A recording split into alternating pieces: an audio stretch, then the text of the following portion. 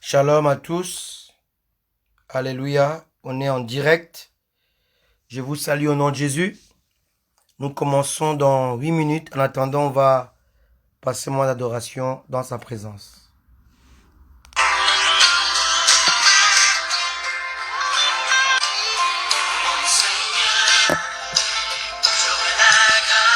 Amen. Alléluia. De mon Seigneur.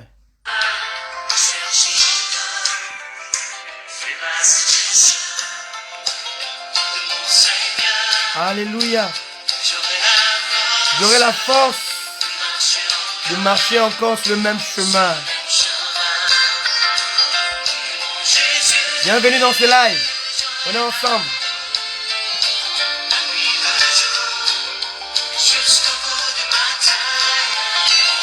C'est ça, nous serons bénis. Alléluia.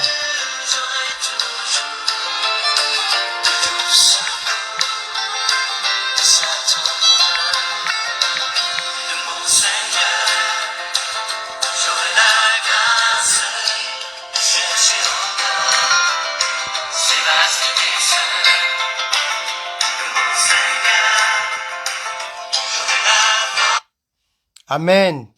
Dieu est bon. Amen. Gloire à Dieu. Je veux que nous puissions chanter cela ensemble. Amen.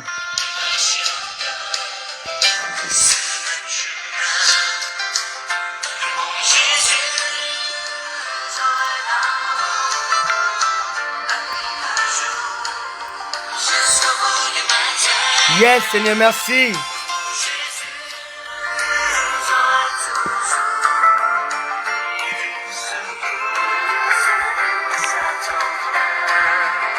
Connectez-vous à Jésus. Amen.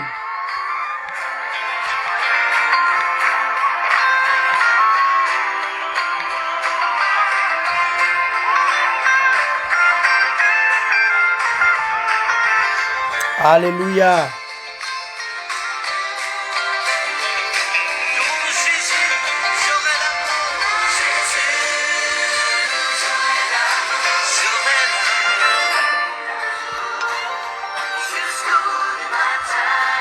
Gloire à toi, Seigneur.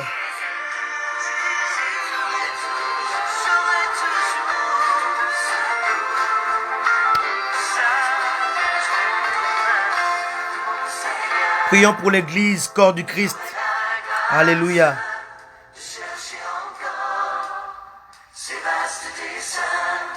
Alléluia. Homme de Dieu, femme de Dieu, toi qui es connecté, commence à prier pour le corps du Christ qui traverse un moment très difficile actuellement. Amen. On est ensemble. Merci Seigneur. Bienvenue à vous qui êtes connectés ce soir. Amen.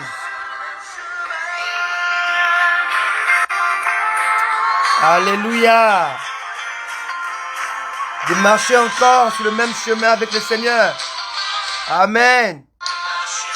Yes. Yes, chantez avec moi. J'aurai l'amour, la nuit et le jour, jusqu'au bout du matin. Oh mon Seigneur. J'aurai toujours.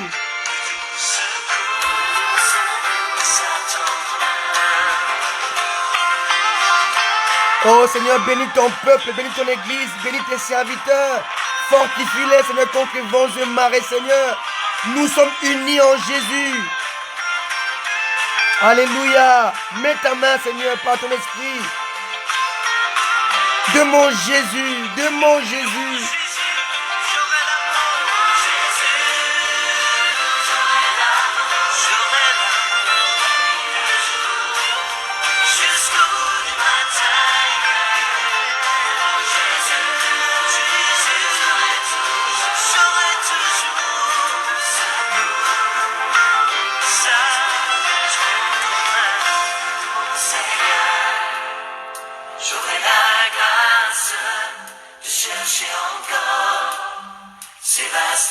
Ce vaste dessein. J'aurai la force de marcher encore sur le même chemin qui est Jésus. N'abandonne pas les chemins du Seigneur bien-aimé. Quelles que soient les difficultés, les problèmes, accroche-toi. Jésus est Seigneur, revient bientôt, cherche son église. Alléluia.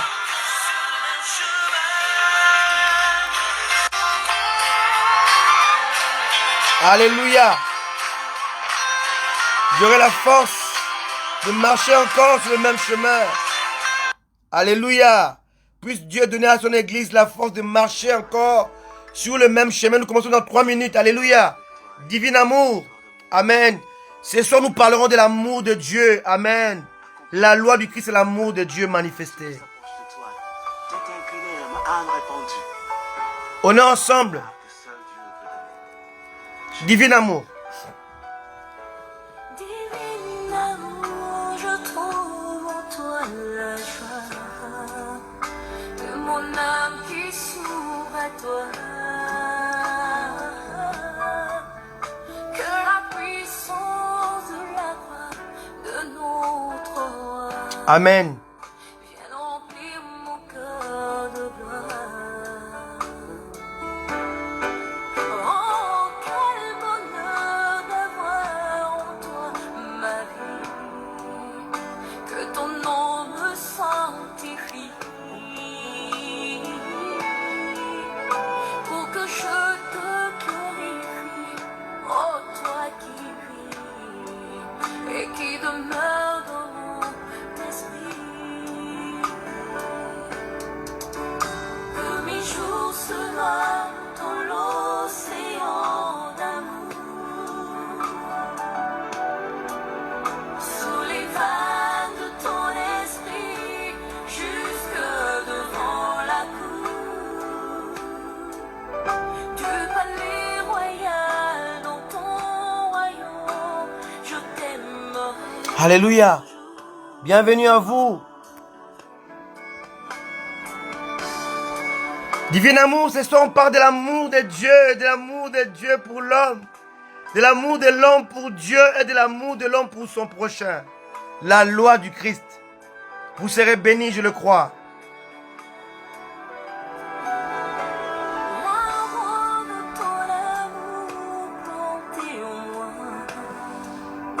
fais germer ma vie devant ton trône, Oh yes. où je prends racine pour mieux porter les fruits du jardin de tes délices. Alléluia.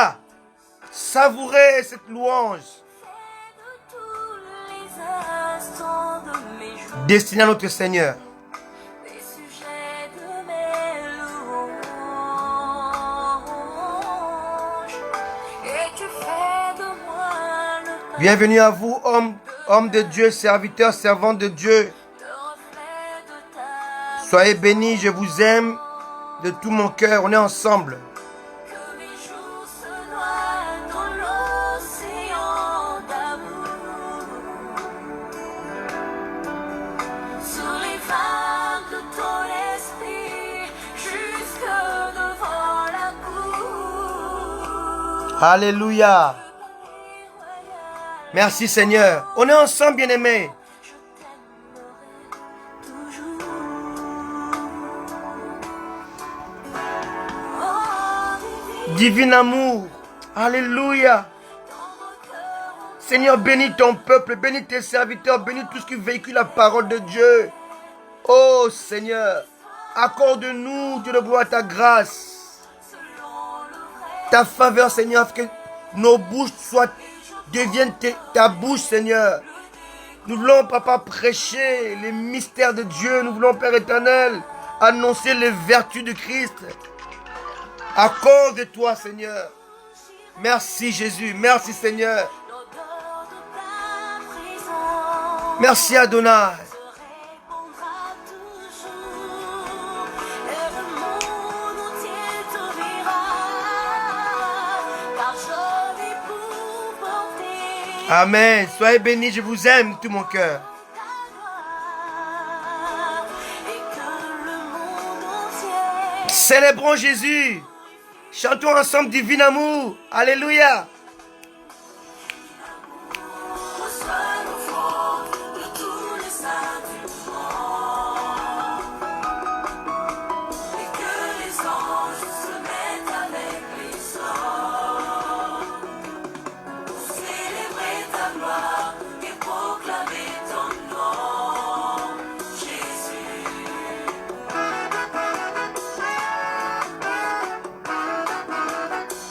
Célébrons Jésus. Alléluia.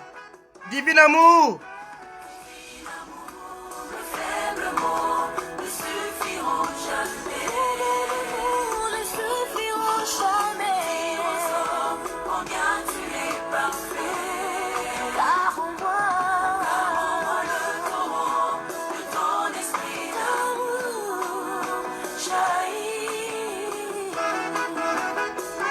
Célébrons la victoire de la croix de Jésus. Alléluia.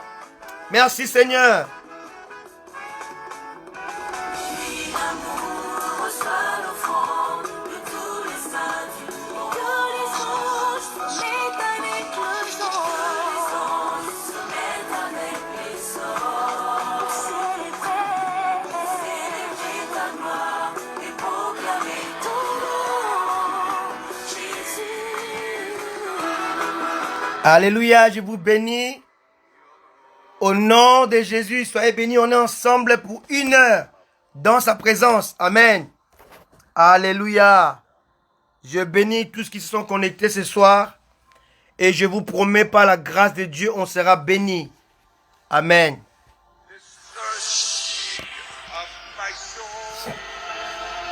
Amen. Alors ce soir, je vais parler de la loi du Christ. Dimanche dernier, j'ai parlé de la loi de la pensée. Et je disais que l'Église, le corps du Christ est dirigé ou est régi par ces 4 lois. La loi du Christ, la loi de la foi, la loi de l'esprit et la loi de l'entendement ou la loi de la pensée. Par sa grâce, j'ai parlé de la loi de la pensée dimanche dernier. Et aujourd'hui, j'ai essayé de parler de la loi du Christ. Alléluia. Amen. La loi du Christ. Alors, sans plus tarder, on va prendre la Bible dans 1 Corinthiens 9. 1 Corinthiens chapitre 9. Ceux qui écrivent verset 20 jusqu'au verset 21. 1 Corinthiens 9, 20 à 21. Bien-aimés, je vais aller doucement ce soir parce que je crois que ce message est très important et j'aimerais que chacun de nous puisse saisir sa portion de la part de l'Esprit de Dieu afin que cette sève puisse germer en elle, en lui. Amen. 1 Corinthiens 9, versets 20 à 21. Avec les Juifs, j'ai été comme Juif, afin de gagner les Juifs. Avec ceux qui sont sous la loi, comme sous la loi, quoique je ne sois pas moi-même sous la loi, afin de gagner ceux qui sont sous la loi. Avec ceux qui sont sans loi, comme sans loi, quoique je ne sois point sans la loi de Dieu, étant sous la loi du Christ, afin de gagner ceux qui sont sans loi. Amen. Amen. Alors ce soir, par la grâce de Dieu, j'aimerais parler avec vous sur la loi du Christ. Soyons très attentifs, bien-aimés, parce que Dieu va nous parler ce soir. Et je le crois de tout mon cœur que nous serons bénis ce soir. Amen. Alléluia. Gloire à Dieu.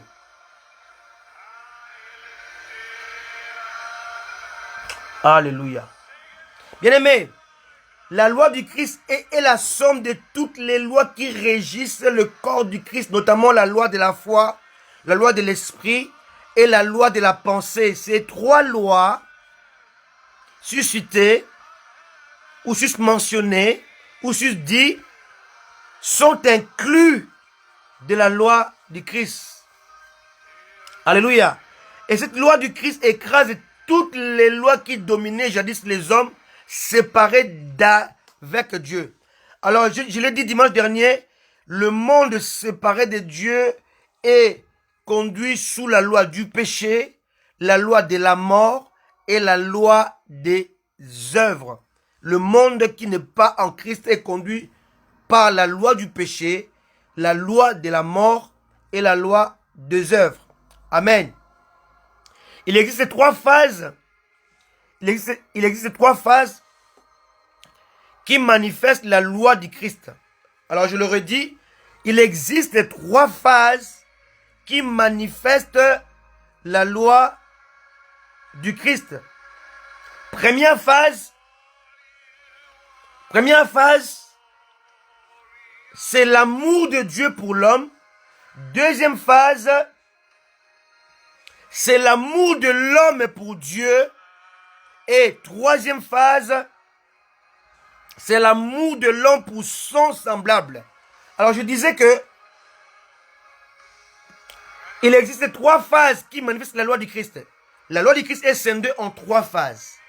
Première phase, l'amour de Dieu pour l'homme. Deuxième phase, l'amour de l'homme pour Dieu. Et troisième phase, l'amour de l'homme pour son semblable. Alléluia. Alléluia. Gloire à Dieu. Amen.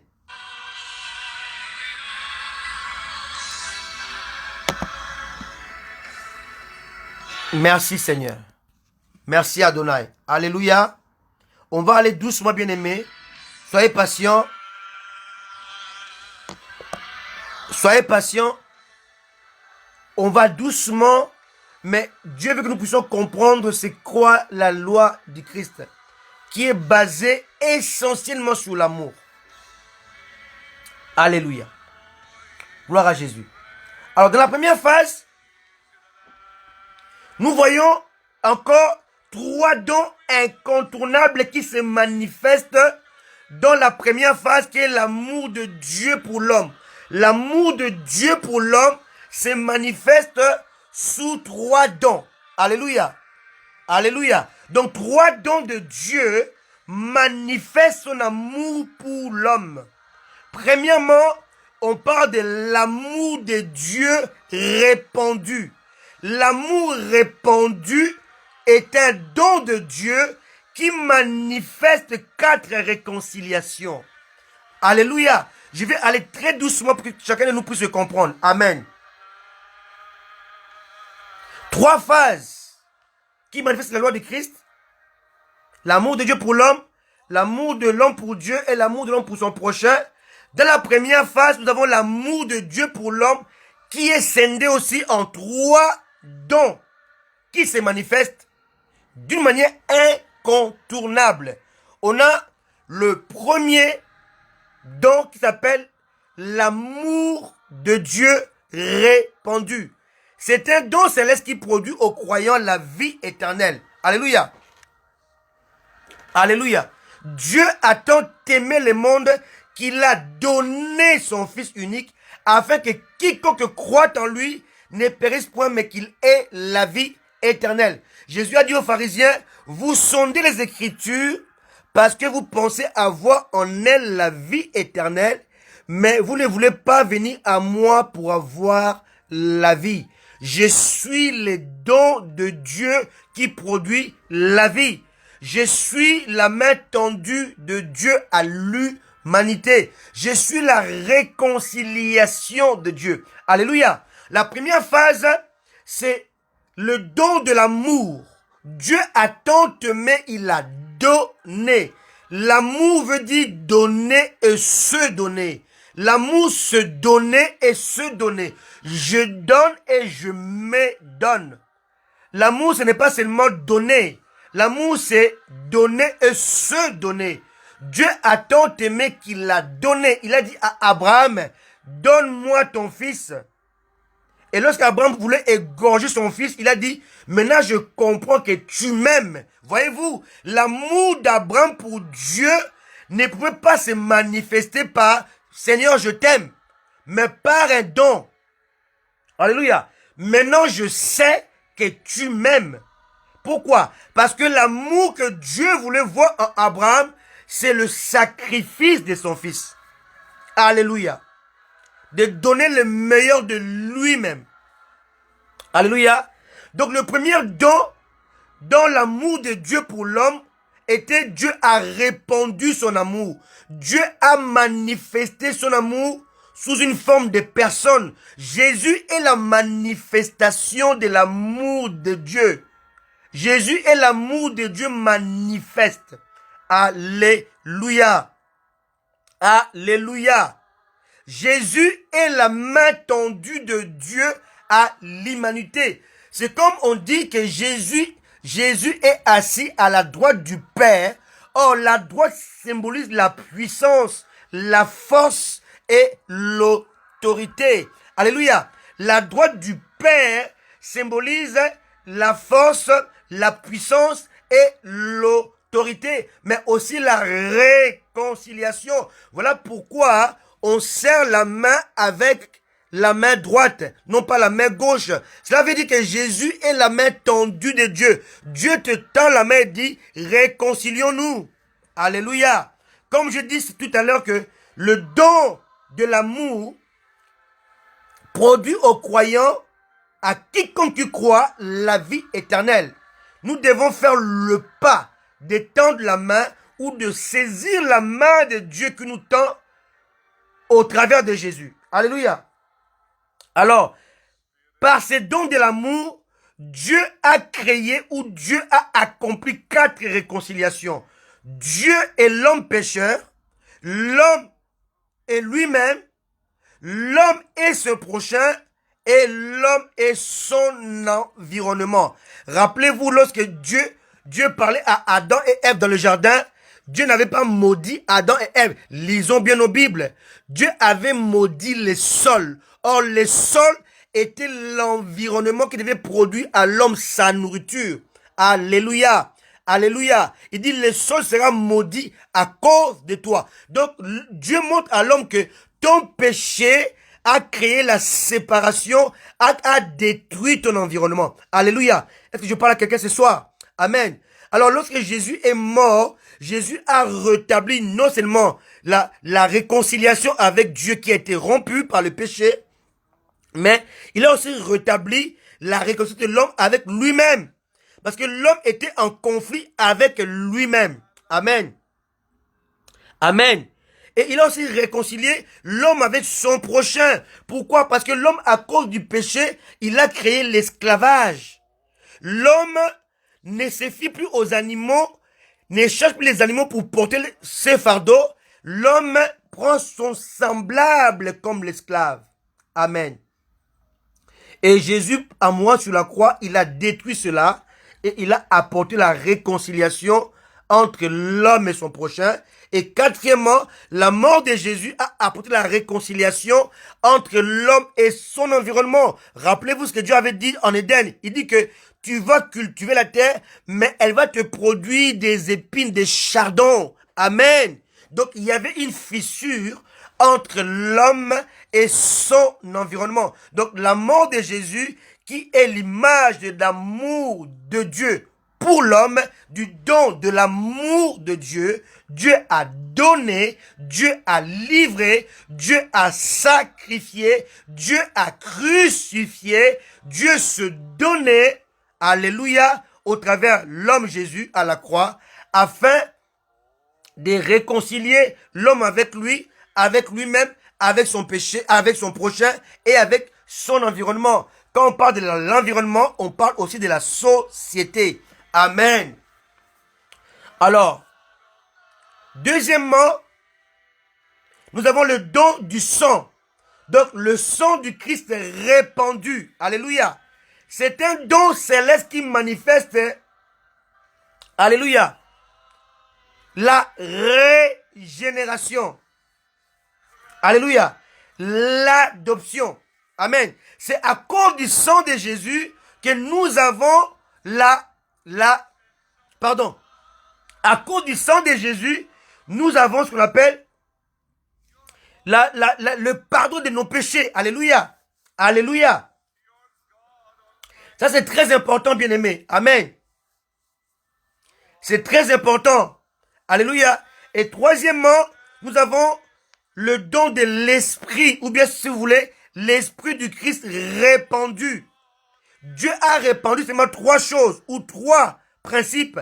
Il a répandu son amour, il a répandu son sang, il a répandu son esprit. Alléluia. Alléluia.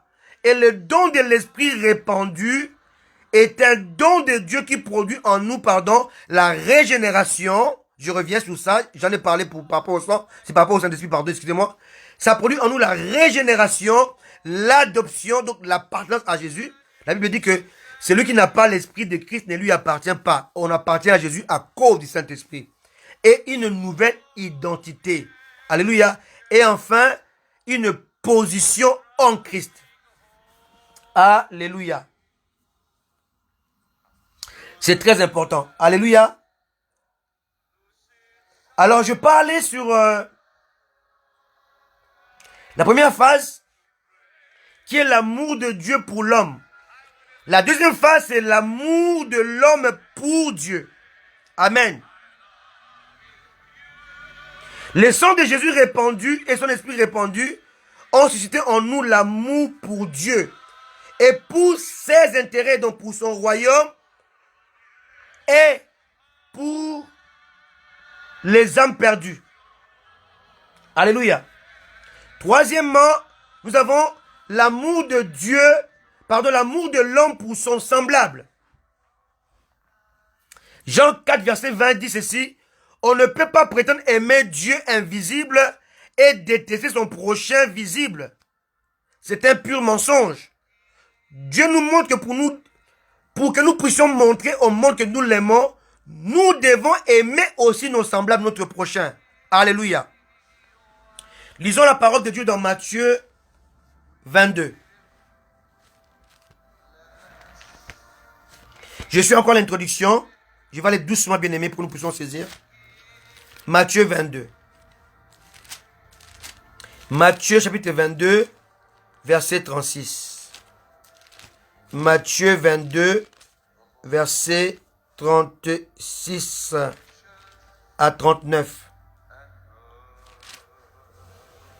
Maître, quel est le plus grand commandement de la loi? Jésus lui répondit: tu aimeras le Seigneur ton Dieu de tout ton cœur, de toute ton âme, de toute ta pensée. C'est le premier et le plus grand commandement. Et voici le deuxième qui lui est semblable: tu aimeras ton prochain comme toi-même. Amen. Lisons encore Luc 10, verset 25. Luc 10, verset 25. Un docteur de la loi se leva et dit à Jésus, pour le prouver: Maître, que dois-je faire pour hériter la vie éternelle? Jésus lui dit: qu'est-il écrit dans la loi? Qui lis-tu? Il répondit: tu aimeras le Seigneur ton Dieu de tout ton cœur, de toute ton âme, de toute ta force et de toute ta pensée, et ton prochain comme toi-même. Tu as bien répondu, lui dit Jésus. Fais cela et tu vivras. Alléluia. Alléluia. Bien-aimé, l'amour pour Dieu est la source de toutes les bénédictions. Si nous lisons 1 Corinthiens 2, 9, la Bible dit que les choses que l'œil n'a point vues, que l'oreille n'a point entendues, qui n'est pas monté dans le cœur de l'homme, Dieu les a préparées pour ceux qui aiment. Ici, on fait la différence entre celui qui aime Dieu et celui que Dieu aime. Dieu aime le monde. Il y a une différence entre celui que Dieu aime et celui qui aime Dieu. Dieu a préparé les choses que l'œil n'a point vues, l'oreille n'a point entendues, qui ne sont pas montées dans le cœur de l'homme, uniquement pour ceux qui manifestent de l'amour pour lui. Alléluia. C'est très important. Alléluia. Amen. L'amour du Christ ou la loi du Christ, c'est l'amour de Dieu, l'amour pour son prochain, qui est une source de l'équilibre spirituel. La loi du Christ est la synthèse de toutes les lois ou de toute la loi de Moïse. Alléluia. La loi du Christ accomplit la loi de Moïse. Alléluia. Alors, essayons un peu de parler de l'amour de Dieu pour l'homme. Bien-aimé, aujourd'hui, nous sommes prêts à vilipender les pasteurs, les hommes de Dieu. Nous sommes prêts à les critiquer, nous sommes prêts à tuer, nous sommes prêts à les livrer au diable, à les livrer au monde. Parce que nous ne comprenons pas c'est quoi l'amour de Dieu. Alléluia. C'est quoi l'amour de Dieu? C'est quoi la loi du Christ? Alléluia. C'est la manifestation de l'amour pur et parfait de Dieu. Alléluia. L'amour de Dieu pour l'homme est si grand et si immense qu'il nous suffit seulement de parcourir les Saintes Écritures pour le voir. Alléluia. Je veux en effet vous donner quelques exemples, bien-aimés, pour réveiller notre conscience en nous tous, bien-aimés. Alléluia. Alléluia. L'amour de Dieu pour l'homme est tellement si grand, est tellement si immense, bien-aimés, que nous ne pouvons pas saisir cela avec notre cerveau humain. Cet amour se manifeste essentiellement, très souvent, lorsque l'homme se trouve dans l'impasse, lorsqu'il est confronté au chaos, lorsqu'il est confronté au désespoir, lorsqu'il est prêt à subir les sanctions divines à cause de la corruption de son cœur. Et lorsque l'homme est confronté à ces choses-là, je le répète, l'amour de Dieu se manifeste. L'amour pur de Dieu se manifeste, alléluia, très souvent, alléluia, lorsque l'homme se trouve dans l'impasse. Il ne sait plus où aller. Il ne sait plus à qui donner la tête. Il ne sait plus où partir. Il est dans la confusion. Cet amour-là va se manifester. L'amour de Dieu pour l'homme se manifeste lorsque l'homme est confronté à un chaos. L'homme perd le repère. Il ne sait plus quoi faire. Il ne sait plus où se positionner. Il ne sait plus comment se positionner. L'amour de Dieu se manifeste aussi lorsque l'homme est confronté au désespoir. Il perd tout espoir. Alléluia. Et cet amour, il se manifeste aussi lorsque les sanctions divines sont prêtes à s'abattre sur l'homme à cause de la corruption de son cœur. Et là, Dieu va manifester son amour divin. Alléluia. Prenons l'exemple d'Adam et Ève. Adam et Ève ont désobéi à Dieu et ont sombré dans le péché. Bien-aimé, Dieu est attiré par l'odeur de la mort spirituelle. Alléluia. Oh Seigneur. Lorsque Dieu a senti l'odeur de la mort qui avait envahi les jardins, Dieu a été attiré. La Bible dit, Dieu est descendu. Comme d'habitude, il est descendu. Après la chute, Dieu va se manifester. Il ne vient pas pour condamner Adam. Il vient pour l'aimer. Il vient pour le secourir. Dieu amène Adam à accepter qu'il avait péché. Où es-tu? Il dit à Adam, Dieu savait où il était. Mais il savait que la question où es-tu n'était pas une question d'une manière où il était par rapport au point de vue environnemental. Où tu étais, non. Dieu dit, où es-tu par rapport à l'ordre que je t'avais donné? Où es-tu par rapport à ton amour pour moi? Où es-tu par rapport à la responsabilité que je t'avais confiée? Où es-tu par rapport à la gestion que je t'avais confiée? Où es-tu par rapport à notre contrat? Où es-tu par rapport à l'alliance que j'avais tissée avec toi comme étant les gérants de toute la créature? Où es-tu par rapport à ta position? Alléluia. Dieu savait où était Adam, mais il voulait lui dire où es-tu par rapport à ce que je t'avais dit, à ce que je t'avais légué comme responsabilité. Alléluia. Je t'avais établi dans mon royaume terrestre pour que tu puisses gérer. Où es-tu par rapport à ta gestion? Amen. Dieu est venu lorsque Adam avait sombré. Adam était désespéré. Adam a pris les feuilles de figuier pour se cacher de sa nudité. Et Dieu vient. Il vient l'interroger non pas pour le condamner. Il vient l'interroger pour l'amener à la repentance. Dieu dit, où es-tu? Est-ce que tu as mangé? Dieu savait qu'il avait mangé. Est-ce que tu as désobéi? Il savait qu'il avait désobéi. Mais il voulait que cela vienne de lui. Pourquoi? Parce que Dieu a créé l'homme comme lui, à son image. Donc l'homme a le libre arbitre. L'homme doit avoir le choix, bien aimé. Beaucoup de chrétiens m'ont posé la question. Pourquoi Dieu avait mis l'arbre interdit dans le jardin? Il aurait pu ne pas mettre cela. Beaucoup me le disent. Mais je vais vous répondre ce soir. Bien aimé, si Dieu n'avait pas mis l'arbre dans le jardin, il n'y aurait pas d'alliance. Parce que l'alliance comprend les contrats. Dans l'alliance, il y a des clauses. Dans l'alliance, il y a des clauses à respecter. Alléluia. C'est comme un contrat d'embauche. Il y a des choses dans lesquelles tu es responsable, qui sont tes devoirs. Il y a des choses dans lesquelles tu es tributaire, qui t'arrivent et tu ne peux rien faire. Amen. Il n'y a pas d'alliance sans contrat. Il n'y a pas d'alliance sans clause. Ça n'existe pas. Voilà pourquoi Dieu a créé l'homme après la chute de Lucifer, pas avant. Pourquoi? Parce qu'il fallait qu'il y ait l'alliance. Et dans l'alliance, il y a les choses qui sont autorisées et celles qui sont interdites. Amen. Alléluia. Quelqu'un comprend ce que je dis? Si Dieu tue Satan aujourd'hui, il enferme. Comment saurons-nous que Dieu est puissant? Dieu a dit à Paul, Jésus a dit à Paul, ma puissance s'accomplit dans la faiblesse. Mais quelle faiblesse? Quand Paul était frappé, était giflé par un démon. Il dit, ma grâce te suffit. Comment veux-tu comprendre la grâce de Dieu? Comment veux-tu que la force de Dieu se manifeste dans ta vie si tu n'as pas été dans un état de faiblesse? Alléluia. Amen. On se plaint pour rien. Dieu permet la faiblesse afin de manifester sa puissance. Dieu laisse Satan afin de montrer que c'est lui qui est Dieu. Alléluia.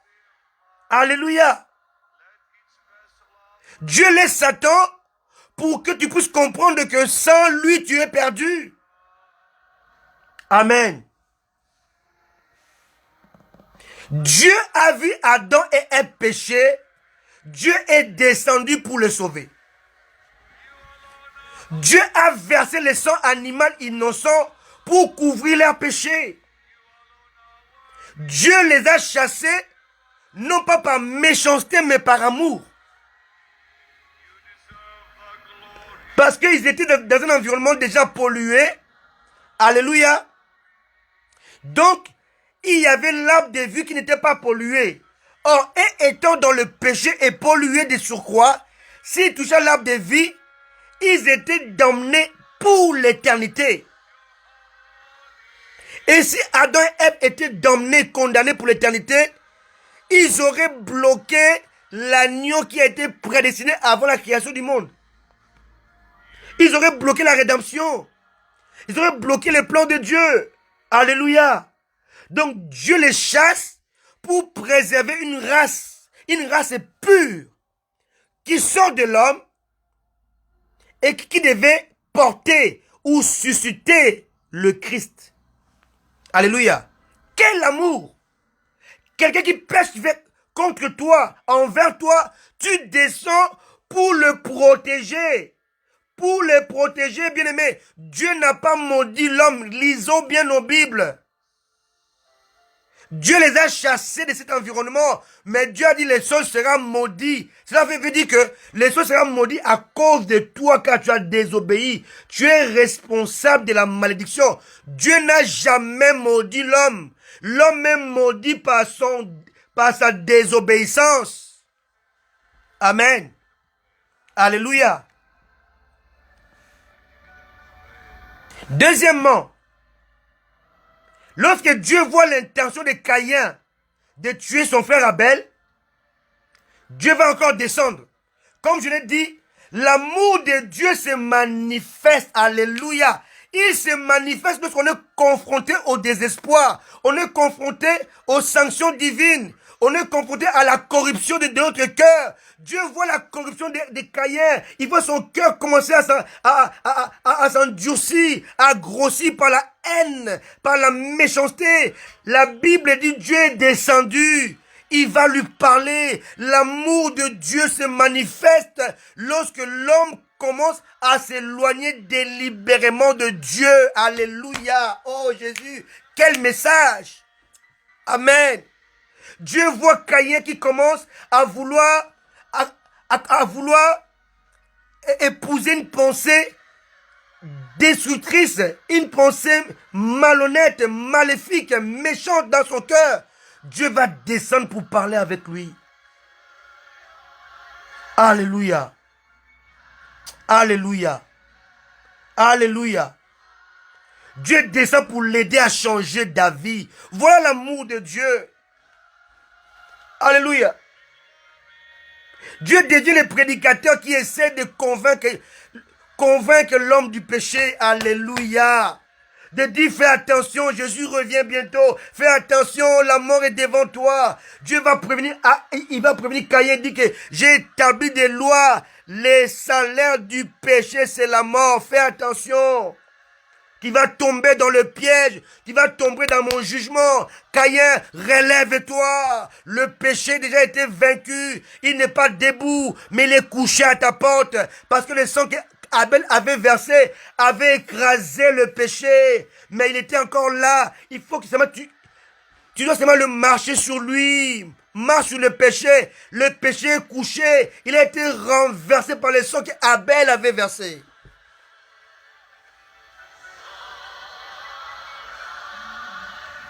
Vous devez savoir que à cette époque-là, l'homme ne mangeait pas la viande. L'homme mangeait les légumes. L'homme était comme végétarien. Donc, quelque part, Abel a sacrifié à Dieu un animal qu'il ne mangeait pas. Mais Caïn a sacrifié à Dieu sa nourriture. Caïn mangeait les légumes. Caïn a donné à Dieu le fruit qu'il lui mangeait. Caïn s'est privé de son repas. Je parle à quelqu'un ce soir.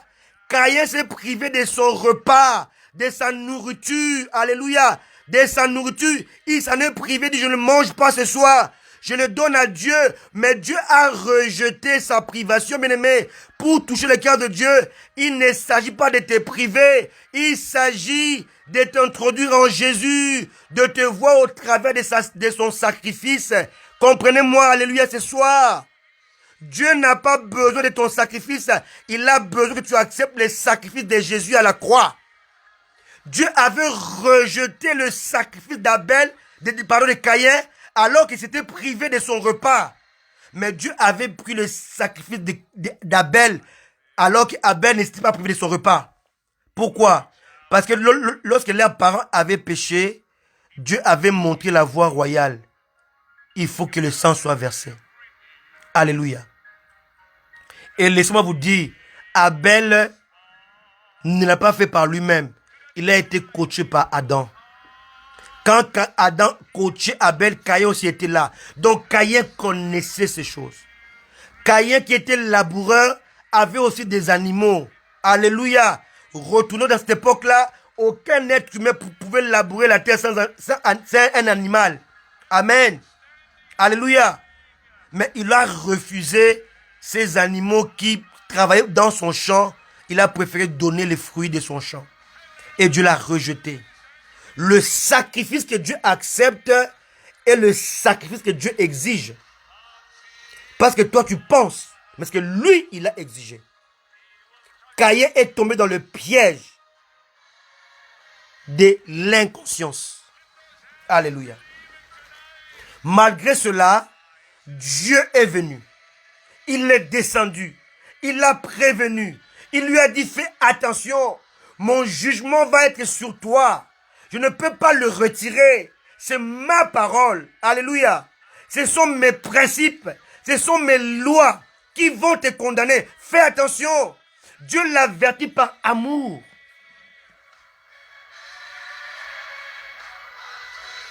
Lorsque Dieu voit Satan vouloir suivre la race humaine dans le seul but d'empêcher la venue du Messie, Satan va libérer ces démons qui vont venir s'accoupler avec des êtres humains, qui vont venir s'accoupler avec les animaux. Et Dieu voit que la souillure était tellement si élevée sur la terre. La Bible dit que Dieu s'est repenti d'avoir créé l'homme.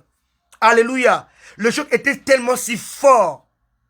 Dieu a vu cela et Dieu descend voir Noé. Dieu descend prévenir Noé. Si vous lisez même la parole de Dieu dans Genèse, je vais vous révéler quelque chose ce soir. Amen. Dieu est bon. Dieu est bon. Alléluia. Alléluia. Alléluia. Alléluia. Noé veut dire consolation. Amen. On dit dans Genèse chapitre 7, verset 8, mais Noé trouva grâce aux yeux de l'Éternel. Voici la postérité de Noé. Noé était un homme juste, intègre dans son temps. Les mots temps, alléluia, alléluia, parle de la génération.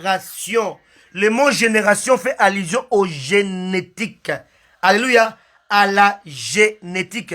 Or, la génétique veut dire que son ADN à Noé n'était pas mélangé, souillé avec les démons. Alléluia. Noé était un homme intègre dans son temps. Il était juste de sa génération. Dieu avait préservé la race pure pour renouveler la race humaine. Amen. Et il l'a fait par amour. Alléluia. Dieu descend parler à Noé et sa famille car il ne voulait pas que toute la race humaine ne soit souillée par la corruption. Plus tard encore, Dieu voit la tour de Babel. Il voit les hommes en train de construire une tour. Amen. Une tour de Babel. Et Dieu voit leur intention, leur corruption. Alléluia. Dieu descend pour confondre leur langage. Pourquoi? Parce que les hommes voulaient atteindre Dieu, mais ils n'étaient pas préparés pour rencontrer Dieu. Or, aller chercher à rencontrer Dieu avec la chair, c'est le fait de signer son arrêt de mort. Alléluia. Et par amour, Dieu a confondu leur langage. Pas par méchanceté, il dit, descendons, confondons leur langage. Pourquoi? Parce que il voulait atteindre Dieu sans maturité. Il voulait voir Dieu sans être brisé.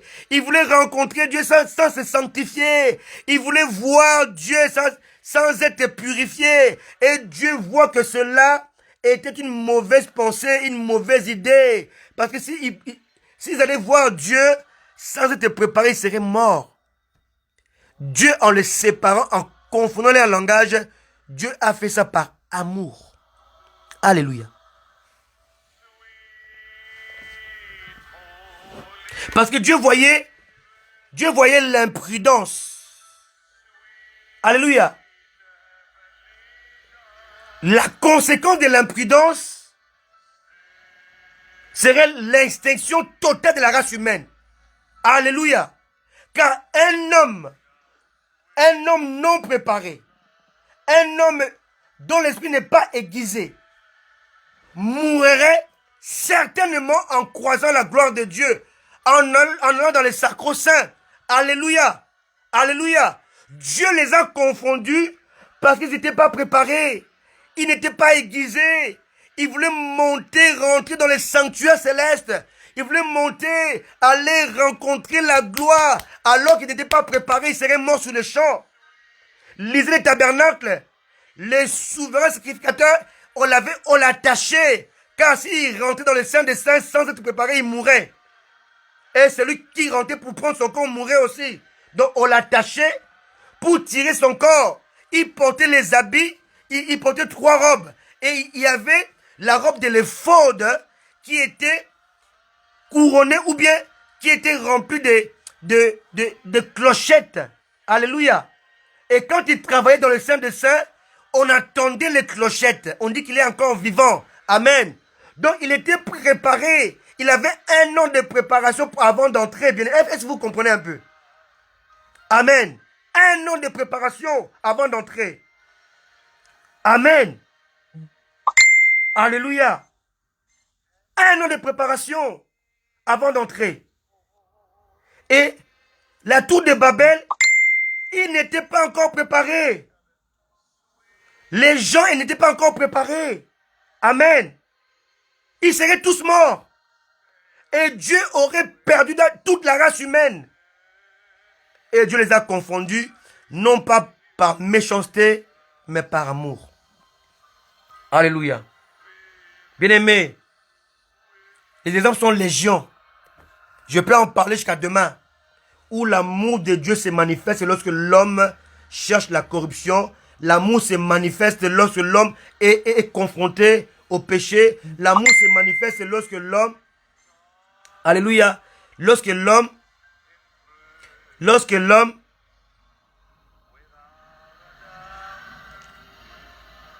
est sur le point de subir le jugement divin. Amen. Alléluia. Alléluia. L'amour de Dieu pour l'homme. Dieu sait que, bien aimé, Dieu nous a créés tripartites. Nous sommes des esprits, nous possédons un corps, et nous possédons une âme, et nous vivons dans un corps. Alléluia. Et Dieu le sait. Il sait que l'homme vivait sur la terre dans un combat permanent, car les parties constituantes de sa personne auraient tendance à s'opposer les unes les autres. Amen. Quand l'esprit veut prier, l'âme est fatiguée à cause des soucis, et l'âme fatigue le corps. Amen. Tu veux prier, tu commences à dormir. Il y a pas de cohérence entre l'esprit, l'âme et le corps. Amen. Alléluia. Et Dieu le sait.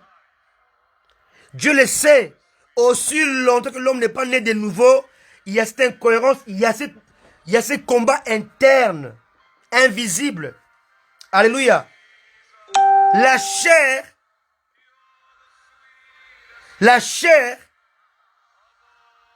s'oppose toujours à l'esprit de l'homme et à l'esprit de Dieu. En plus, l'âme malade, une âme qui est malade, devenait aussitôt le bourreau de la chair. Donc l'âme malade va contaminer la chair en lui imposant ses méfaits. Voilà pourquoi on parle de ce qu'on appelle la crise identitaire. Une crise identitaire, c'est lorsque l'âme est malade. Alléluia. On ne sait plus qui on est. On passe son temps à imiter les autres. On passe son temps à vouloir convaincre Dieu. On passe son temps à vouloir corrompre Dieu par les offrandes, par le jeûne. Bien-aimé, tu peux jeûner 150 jours par an. Si ton cœur n'est pas converti, tu perds ton temps. La prière, ce n'est pas convaincre Dieu. La prière, c'est avoir une relation avec Dieu. Le jeûne, ce n'est pas convaincre Dieu. Le jeûne est fait pour que tu puisses tuer la chair, pas pour convaincre Dieu. Les chrétiens ont mal compris comment Dieu fonctionne. Pourquoi? Parce qu'ils n'ont pas compris l'amour de Dieu. Alléluia. Ils jeûnent pour tout et n'importe quoi. Je cherche un travail, je jeûne. Je vais me marier, je jeûne. Je vais avoir une voiture, je jeûne. Je vais voyager, je jeûne. On ne jeûne pas pour ces choses-là. La Bible dit que Dieu nous a donné ces choses. Il nous les a données déjà en Jésus. Amen. Nous jeûnons pour mortifier la chair, pour détruire ses pulsions, parce que la chair s'oppose toujours à l'esprit de l'homme qui est connecté avec l'esprit de Dieu. Elle s'oppose aussi à l'esprit de Dieu. Amen. Il y a ce qu'on appelle le conflit intérieur, dans lequel le surmoi, alléluia, le surmoi exerce sa censure sur le moi qui provoque un déséquilibre dans le ça. Oh, là je parle de la psychanalyse. Alléluia. Où on parle du moi, du surmoi et de ça. La conscience, l'inconscience et le subconscient. Alléluia. Alléluia. Donc le surmoi exerce sa censure sur le moi, lui provoque un déséquilibre dans le ça. Amen. Et Dieu voit les problèmes de l'homme. L'homme est confronté à deux problèmes. La chair et le péché. Alléluia. Je parle à quelqu'un ce soir. L'homme était confronté à deux problèmes. Sa chair qui ne voulait pas désobéir et le péché qui le maintenait captif. Qu'est-ce que Dieu a fait par amour? Dieu s'est fait chair. La Bible dit, la parole s'est faite chair. Amen. Alléluia. Dieu s'est fait chair. Et Jésus est devenu péché. Voilà les deux choses qui empêchaient l'homme d'atteindre Dieu. Dieu est devenu ces deux choses. Alléluia. Dans le but de le crucifier afin de libérer l'homme. La parole s'est faite chair pour être crucifié. Jésus est devenu péché pour le crucifier. En mourant à la croix, Jésus a détruit le péché et Jésus a crucifié la chair. Alléluia. Parce que l'homme, une fois spirituel, il peut vaincre le diable. Mais il y a deux choses que l'homme ne pouvait pas vaincre. C'était la chair et le péché. Et Satan aujourd'hui joue avec la chair et joue avec le péché. On parle de pulsion charnelle. On parle de pulsion charnelle. On parle aussi du péché originel. Alléluia. Et Satan joue là-dessus. Jésus est devenu homme. Donc il a porté la chair qui s'oppose à l'esprit. Hey! Alléluia! Jésus devient les deux choses qui empêchaient l'homme d'approcher Dieu. Alléluia! Ton esprit est cognitif, donc capable d'atteindre Dieu. Mais ton esprit est confronté à l'état de ton âme et à la faiblesse de ta chair. Amen. Aussi longtemps que tu seras sur la terre, tu auras affaire à ton âme et tu auras affaire à ta chair. Alléluia. Alléluia. Si ton homme est malade, ta chair sera contaminée. Alléluia. On appelle ça maladie psychosomatique. Maladie qui est dans l'invisible, mais qui se manifeste dans le visible. Alléluia. Jésus, qui est la parole, est devenu chair dans le but de crucifier la chair. Il est devenu péché dans le but de détruire le péché. Alléluia. Alléluia. Exactement élu. En mourant à la croix, Jésus a crucifié la chair et est devenu péché, a détruit le péché.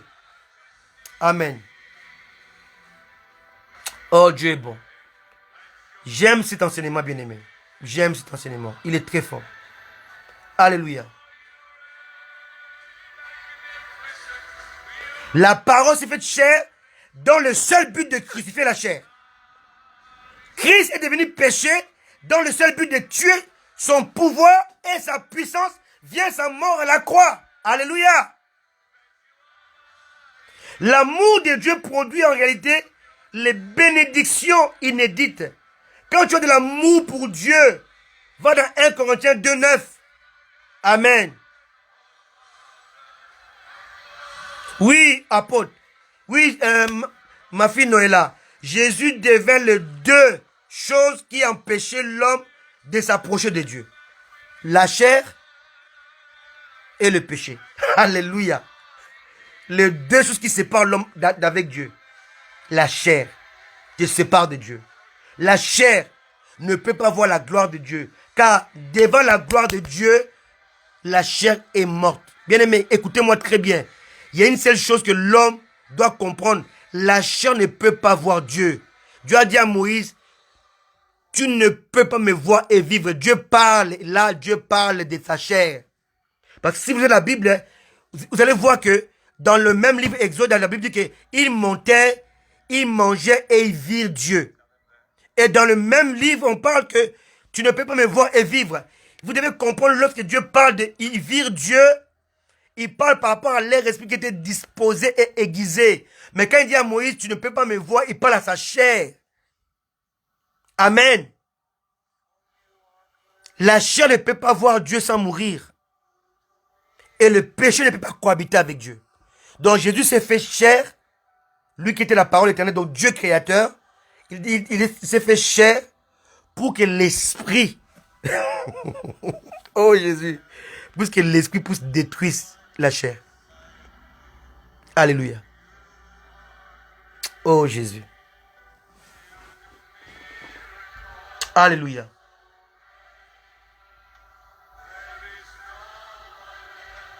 Alléluia. Alléluia. Alléluia. Alléluia. Alléluia. Bien-aimé, ce message est tellement fort, est tellement puissant, je ne sais pas par où commencer parce que les temps me fait défaut. Je suis seulement dans l'introduction là, je ne sais pas encore commencer ce message. Mais le temps est déjà en train de filer là devant moi. Amen. Alléluia. Alléluia. Alléluia. Alléluia. Alléluia. Oh Seigneur, aide-nous à comprendre ces choses. Amen. Alléluia. Alléluia. Alléluia. Merci Jésus. Merci Jésus. Merci Seigneur. Merci Jésus. Merci Seigneur. Merci Seigneur. Oh Dieu, tu es bon. Tu es bon Seigneur. Merci pour ta grâce. Merci pour ta grâce.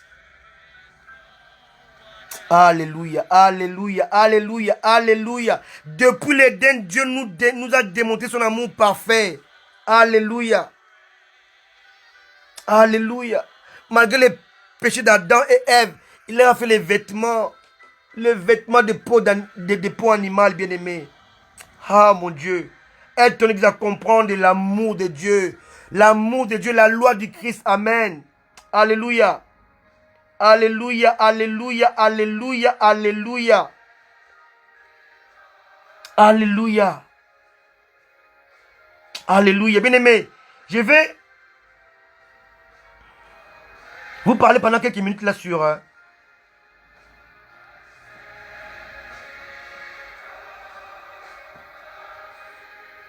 Amen.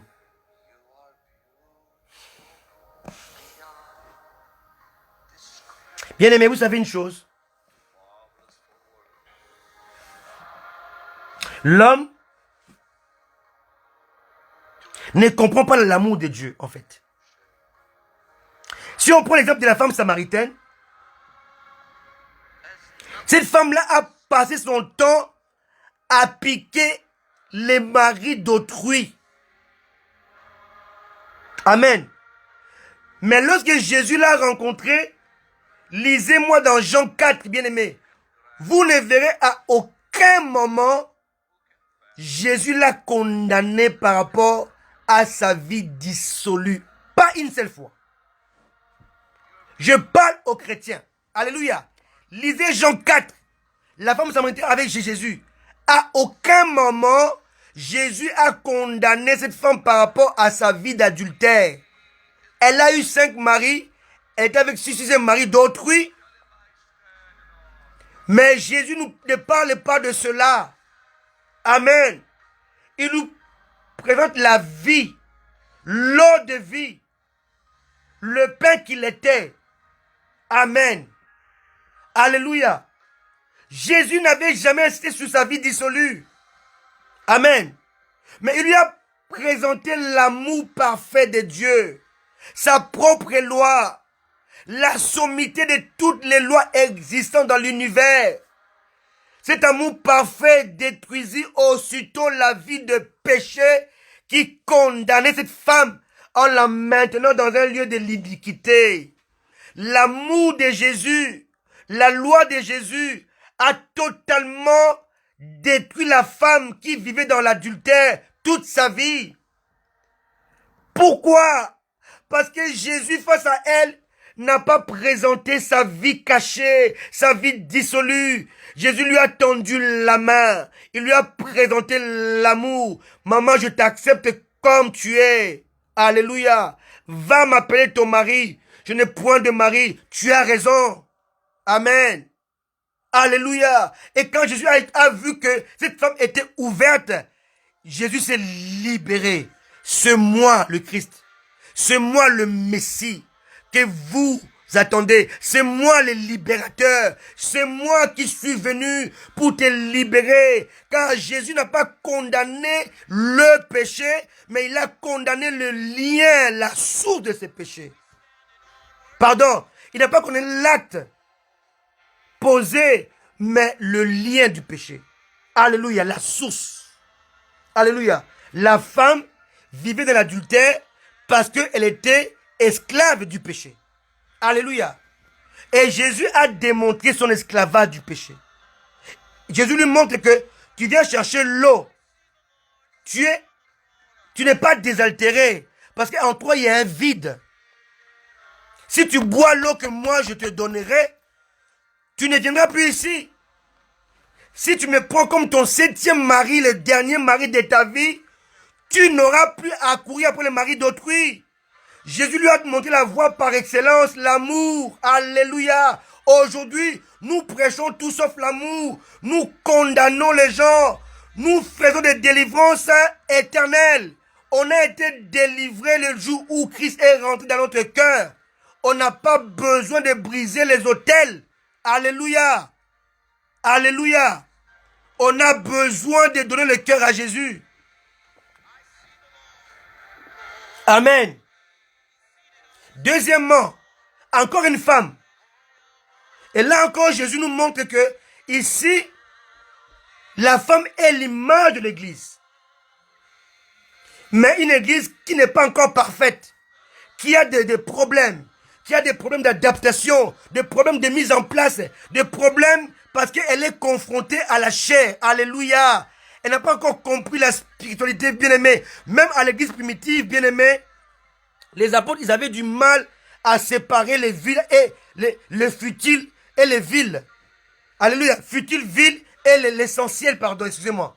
Amen. Ils mélangeaient tout. Ils étaient en train de mélanger la loi avec la grâce. Ils mélangeaient tout. Non, il faut circoncire les gens, il ne faut pas faire ceci. Pourquoi? Parce qu'ils étaient troublés. Ils ne comprenaient pas l'amour de Dieu. Ils condamnaient les païens. Alléluia. Et Jésus montre l'amour, la voie royale. Et là encore dans Jean 8, une autre femme. Alléluia. Cette femme a été surprise en flagrant délit d'adultère. Donc elle a commis un péché indiscutable, condamnable, qui mérite la mort. Amen. Mais on l'amène face à Jésus, qui est censé être le juge vertueux, juste, un juge équitable. Alléluia. On l'amène, on dit que lui ne peut pas condamner cette femme. Amen. En même temps, ils ont tendu un piège. Ils se sont dit d'aller à la tête les pharisiens. Si Jésus parle de sa lapidation, on va l'inculper parce qu'il n'a pas le droit de faire lapider quelqu'un. Deuxièmement, si Jésus parle, qui dit qu'on le libère, il va violer la loi de Moïse. Alléluia. Donc ils ont tendu un piège bien préparé pour condamner Jésus. Alléluia. Il a compris leur piège. Il dit que celui qui est sans péché jette la première pierre. Il n'a pas dit la pierre. La première pierre. Ça encore c'est un message. Il n'a pas dit la pierre. Jette la première pierre. Donc commence. Donc sois le premier. Sois le premier saint. Le premier sans péché. Le premier qui n'a jamais péché.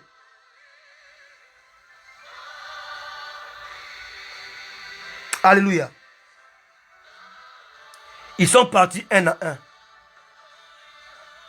Parce que l'amour de Jésus produit 3 choses. La compassion, la passion et la miséricorde. Alléluia. Il lui dit, moi non plus je ne te condamne pas. Va et ne pêche plus. Cette phrase emplie d'amour, de compassion, de passion, détruisit aussitôt les liens de l'iniquité dans lesquels cette femme fut plongée depuis plusieurs années. L'amour a apporté la délivrance. L'amour a apporté la liberté. Pourquoi? Parce que l'amour est la perfection. L'amour est l'identité même de Dieu. Dieu n'a pas l'amour. Dieu est amour. Dieu est l'incarnation de l'amour. Alléluia. Alléluia. Donnez-moi encore 10 minutes, pardon. Encore 10 minutes. Je vais évoluer encore. Alléluia. Face à la femme surprise en faisant d'adultère, Jésus a utilisé sa propre loi, donc l'amour, qui produit la compassion, la passion et la miséricorde. Amen.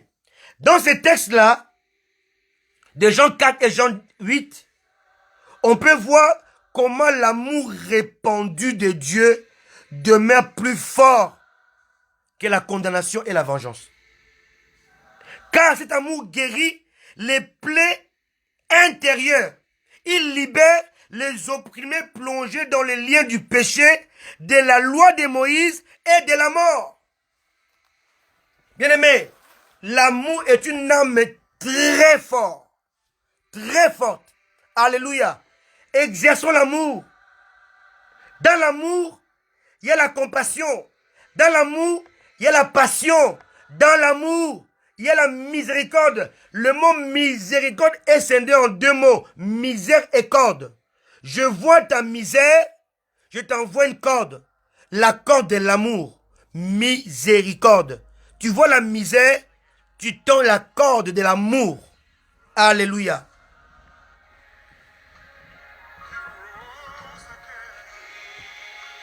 Alléluia. Bien-aimé, une personne qui se noie dans le péché, qui vit dans l'iniquité, qui est perdue dans la condamnation, n'a pas besoin de pierres religieuses. Alléluia. Je répète, les gens qui sont dans le monde, qui ne connaissent pas Dieu, qui sont plongés dans le péché, ils sont dans le péché jusqu'au cou. Ils n'ont pas besoin de vos pierres religieuses que vous voulez lancer sur eux. Ils n'ont pas besoin de pierres religieuses pour les lapider. Ils ont besoin de l'amour vrai qui produit la liberté. L'amour vrai qui produit la délivrance. L'amour vrai qui produit l'affranchissement total et définitif. Alléluia. L'homme chrétien actuel demeure dans la cacophonie. Alléluia. Alléluia. Dans la cacophonie. Bien souvent, l'homme, dans son ignorance, essaye d'empêcher la mort qui s'avère nécessaire et indispensable pour produire ou reproduire la vie. Je répète, l'homme, dans son ignorance, il refuse la mort. Or, certaines morts produisent la vie. La Bible dit, si un grain ne meurt, il reste seul. Le grain doit mourir pour reproduire, pour se reproduire. Alléluia. Et bien souvent, lorsque Dieu veut que nous puissions passer par la mort de notre moi, malade, orgueilleux, ignorant, M-O-I, nous refusons, nous luttons pour ne pas mourir. Amen. Alléluia. Prenons au moins un exemple biblique. Amen. Jean 16, verset 21. Matthieu 16, 21. Matthieu 16, 21. Lisons. Matthieu 16, 21.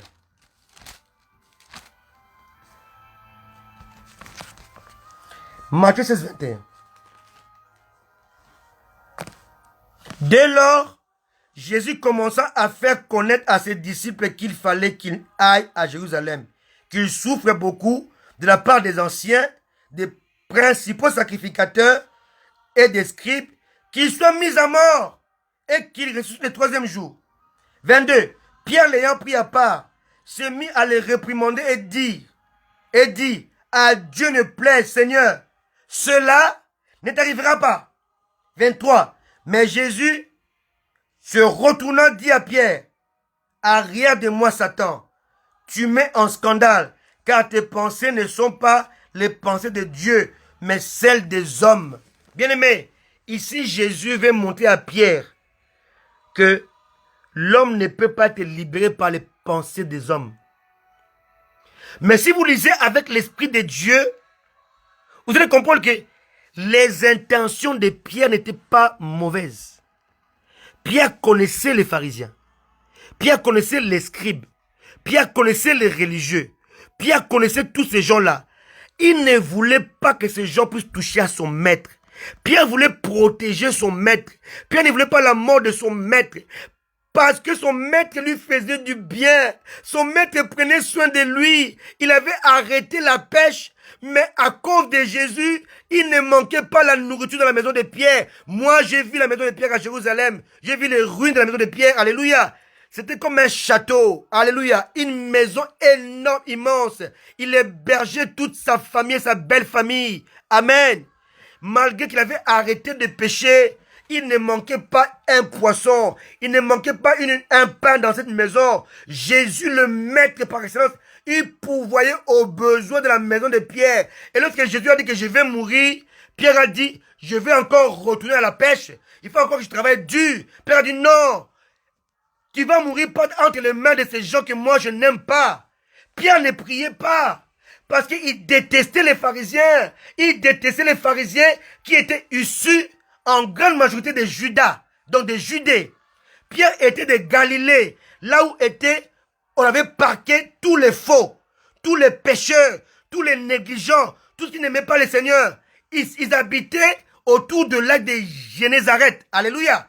Et Pierre faisait partie de tous ces peuples-là qu'Israël religieux n'acceptait pas. Pierre était cette majorité du peuple qui ne connaissait pas la loi et qui n'en voulait pas. Alléluia. Et Pierre détestait ceux-là qui pratiquaient la loi, la religion, parce qu'il estimait que ces choses n'étaient pas dignes. Bref, Pierre ne voulait pas que Jésus meure entre les mains de gens que lui n'aimait pas. Alléluia. Et dans son intention, Pierre voulait protéger Jésus. Il voulait le protéger. Il voulait le garder pour lui. Amen. La preuve, dans la transfiguration, il dit, Seigneur, il est bien que nous restions ici. Je vais faire 3 tentes. Alléluia. Et là encore, il a commis une erreur. Il a mis Jésus qui est Dieu dans la même égalité que Moïse et Élie. Dieu l'a corrigé encore. Les deux ont disparu, ils sont retrouvés en Jésus. Moïse était l'image de la loi et Élie était l'image des prophètes. La loi et les prophètes s'accomplissent en Jésus. Et les deux ont été fondus en Jésus. Jésus était resté seul. Tu n'as pas besoin de faire les 3 tentes. On a seulement besoin d'une seule tente, la tente de David, dans laquelle est la gloire de Dieu. La gloire de Dieu qui se révèle. Alléluia. Alors Pierre voulait garder Jésus pour lui. En voulant les protéger, il a pris un risque énorme. En voulant protéger, empêcher la mort de Jésus, Pierre s'est opposé à la rédemption. Pierre s'est opposé à sa propre vie. Pierre s'est opposé à son propre salut. Alléluia, alléluia, alléluia. Alléluia. Il voulait mieux faire. Protéger son maître face à la méchanceté des religieux sans pitié. Mais en le faisant, Pierre avait signé son arrêt de mort. Et celui de toute l'humanité. Alléluia. En le faisant, Pierre était ignorant parce qu'il voulait empêcher la rédemption, la prédestination qui était nécessaire pour son salut est celui de toute l'humanité. Alléluia. Pierre a commencé à combattre l'amour de Dieu sans le savoir. Pierre a utilisé la vengeance pour combattre l'amour de Dieu. On est venu arrêter Jésus. Il sort l'épée. Il utilise la violence, la vengeance face à l'amour de Dieu. L'amour de Dieu n'est pas violent. L'amour de Dieu est couronné de miséricorde, de compassion, de passion. Alléluia. Alléluia. L'amour de Dieu est une sommité qui dépasse le cerveau humain. Amen. Qui nous dépasse. Alléluia. Oh Jésus, aide-nous. J'ai encore beaucoup à dire. Beaucoup. Jusqu'à l'introduction. Bien-aimés, si nous lisons la parole de Dieu, Genèse chapitre 2, verset 15. Genèse 2, 15.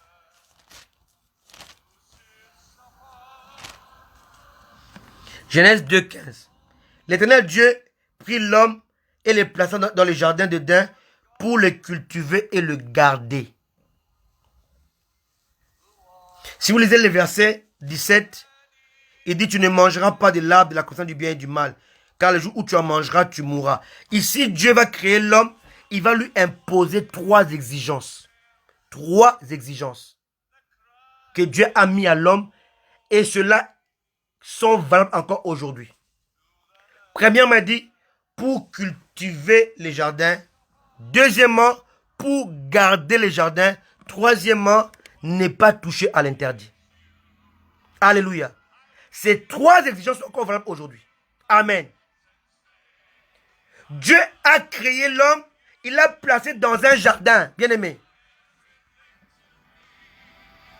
Oui, l'amour de Dieu est une sommité. Je ne sais pas comment expliquer ça en une heure, c'est impossible. C'est un message de toute une vie. Je peux en parler pendant 6 mois. Je ne bougerai pas, je reste là-dessus. C'est tellement fort, élu. Ça me fait tellement mal au cœur. On est tellement timé avec ces lives-là. Amen. Et pourtant, il y a des choses à dire. Amen. L'homme doit cultiver d'abord le jardin. Or, l'Éden est l'image de la présence de Dieu. L'homme doit apprendre à cultiver la présence de Dieu, pas la puissance de Dieu. Sa présence. L'homme doit garder la présence de Dieu, doit la conserver, doit la maintenir. Le feu doit continuer à s'allumer. Alléluia. C'est notre responsabilité. Oh, lorsque Dieu a vu le feu commencer à s'éteindre, Dieu a suscité un petit enfant Samuel pour que le feu soit maintenu. Oh Dieu, dans ce temps de la fin, Dieu a suscité des hommes et des femmes qui se sont levés dans la consécration pour maintenir le feu allumé, maintenir la flamme de Dieu, maintenir la présence de Dieu par leur vie de dévotion, par leur vie de pureté, par leur vie de piété, par leur vie de probité. Alléluia.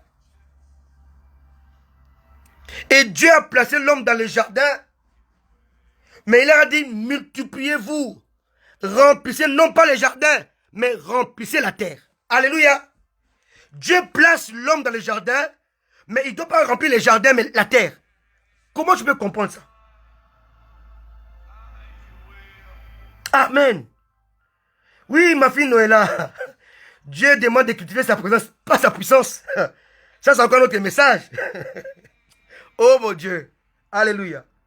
Donc l'homme devait cultiver la présence de Dieu jusqu'à ce qu'elle puisse remplir la terre. Ce message, c'est tout dans Habakkuk 2, verset 14. Ça veut dire que et la terre sera remplie de la connaissance de la gloire de Dieu. Et cela devait commencer à l'Éden.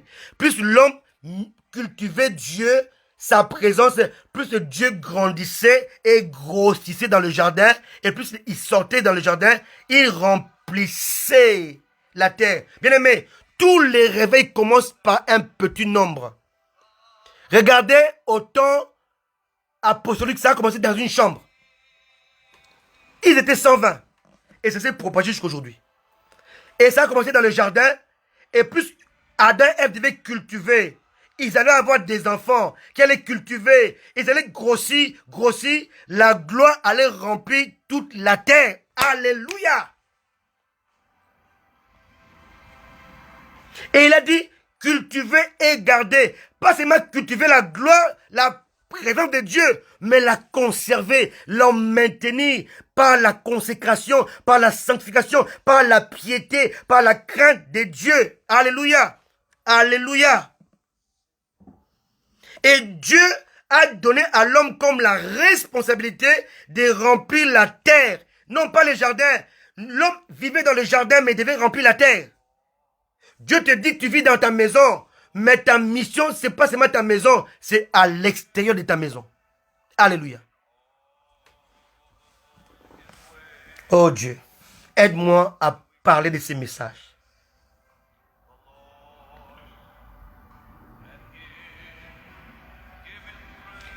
La présence de Dieu devait être cultivée à l'intérieur, dans le cœur. Alléluia.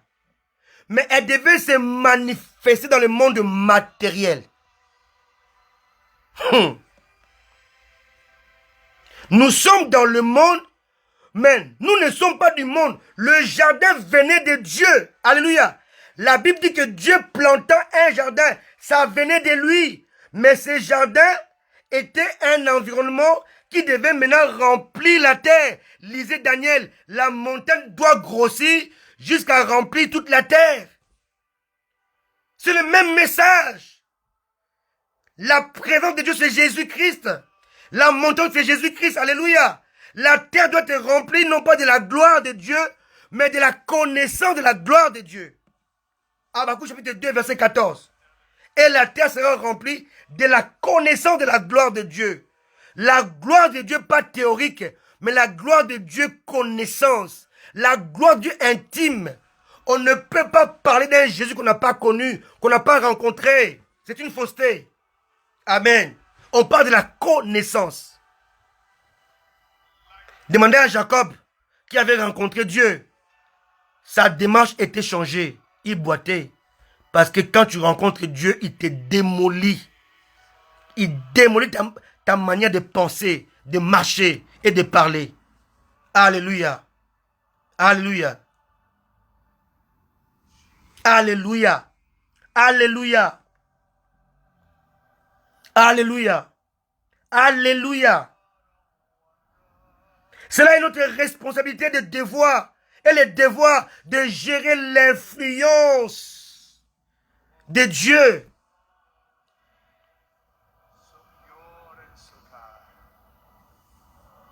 Alléluia. Alléluia. Bien-aimé, vous savez, l'homme est tellement dans l'ignorance de ce que Dieu fait qu'il commence même à attribuer les choses de Dieu au diable. Laissez-moi 2 minutes, je vais vous le dire dans la Bible. Alléluia. C'est terrible. C'est terrible. C'est terrible ce que l'homme fait aujourd'hui. Parce que il ne comprend pas ce que Dieu fait. Et il attribue ce que Dieu fait au diable ou à la chair. Alléluia. C'est terrible ça. Si vous lisez l'histoire de Tamar et Judas. Amen. Prenez vos Bibles. Dans Genèse 38. Vous allez voir que le titre est donné l'ignoble péché de Judas. Et moi je rigole. Je rigole quand je vois ça. C'est une fausseté. C'est écrit dans ma Bible. Mais ceux qui ont écrit ça, ils se sont trompés. C'est pas vrai. Judas n'a pas commis un péché ignoble. Il parle par ignorance. Je suis contre ça. Pas contre la Bible. Contre ce qu'ils ont écrit. Parce que Judas est l'image de Christ. Judas est l'ombre de Christ. Et Tamar est l'image de l'Église. On ne peut pas parler de l'ignoble péché de Jésus. C'est impossible. Alléluia. C'est qu'on est en train de contredire la parole de Dieu. Je suis contre cela. Amen. Alléluia. On parle comme titre l'ignoble péché de Judas, mais c'est faux. Judas est ici l'ombre de Christ, l'ombre de Jésus, et Tamar est l'ombre de l'Église. On ne peut pas comparer la vie de Jésus par rapport à l'Église et la vie de Judas par rapport à Tamar, c'est impossible. Il n'y a aucune cohérence. On ne peut pas parler de l'ignoble péché car il n'y a rien d'ignoble là-dedans. Parce que l'amour de Dieu nous dépasse. Alléluia. Je suis prêt à faire un débat avec ceux qui ont écrit ça. Dans ces Bibles commentées, c'est une fausseté, je ne crois pas à ça. Judas n'a pas péché, n'a pas commis un péché ignoble, c'est faux. Parce que Judas est l'image de Jésus.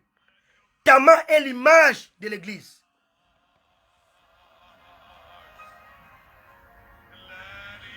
Alléluia. Alléluia. Alléluia. Laissez-moi vous expliquer ça. Alléluia. Je ne suis pas d'accord avec ça. Alléluia. C'est le temps de la parole de la révélation. Le peuple doit être éclairé. Amen. On ne peut pas parler du péché ignoble de Judas, alors que Judas, on le sait, est l'image du Christ. C'est l'ombre du Christ. Amen. Et Tamar est l'ombre de l'Église. C'est un mystère. Amen. Alléluia.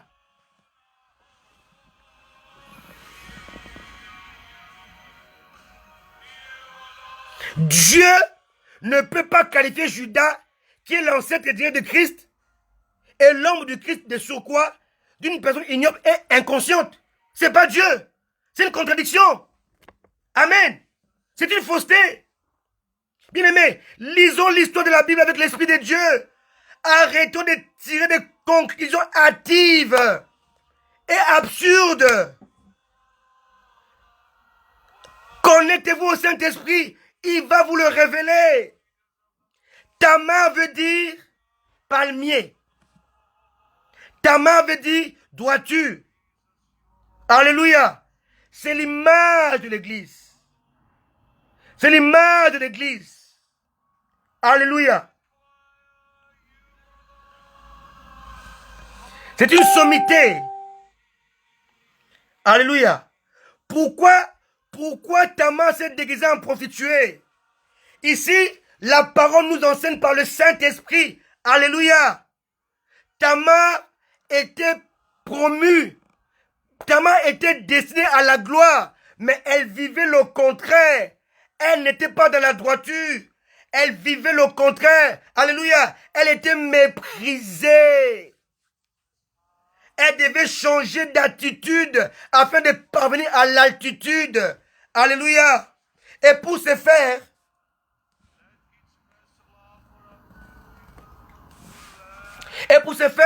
elle a adopté une forme de servante. Une forme d'une ville prostituée. Inutile. Alléluia. Jésus a dit, considérez-vous comme des hommes inutiles. C'est l'image de Tamar. C'est l'image de l'Église. Elle s'est considérée comme une prostituée. Alléluia. C'est quoi une prostituée? C'est quelqu'un qui accepte de tout perdre, de perdre ses droits, qui demeure dans le devoir. Alléluia. Dans l'exigence. Amen. La prostituée possède deux principes. Pour atteindre son but, premièrement, elle veut remporter une couronne, donc une récompense. Deuxièmement, elle veut servir les intérêts de l'homme qui la sollicite. Alléluia. Jésus vient nous solliciter comme Église. Et on doit le recevoir comme des prostituées qui recherchent la récompense. L'apôtre Paul dit, je ne cours pas comme à l'aventure. Amen. Je ne frappe pas comme tapant l'air, mais je traite durement mon corps. Je le tiens assujetti pour avoir une couronne. Amen. C'est ça l'image de la prostituée. Alléluia. Alléluia. La prostituée est là pour plaire à celui qui la sollicite. Ta vie, la vie de l'Église, est de plaire totalement à Jésus et de faire tout ce que Jésus veut. C'est ça, Tamar. Amen. Alléluia. Travailler dans et pour l'intérêt du Christ. Chercher à lui plaire, à le satisfaire. à le plaire, à l'honorer. Alléluia. Être habillé par l'idée de la récompense. Amen. Habité, pardon, par l'idée de la récompense. Oh, alléluia. C'est quoi la récompense? C'est l'enlèvement qui mettait fin à notre souffrance. Amen. Tamar savait ce qu'elle voulait. L'église doit savoir ce qu'elle veut. Alléluia. Tamar, en se livrant à Judas, elle a reçu 3 choses. Le cordon, le cachet et le bâton. Le cordon, c'est les cachets. Alléluia. Le cachet, c'est le sceau de l'alliance. Le cordon, c'est la clause de l'alliance. Alléluia. Et le bâton, c'est la vocation qui est produite par l'alliance. Alléluia. Afin d'exercer le pouvoir et l'autorité du maître qui est venu rentrer en moi. Alléluia. On voit ici l'intimité et on voit les résultats de l'intimité. C'est lui qui rentre dans l'intimité avec Christ.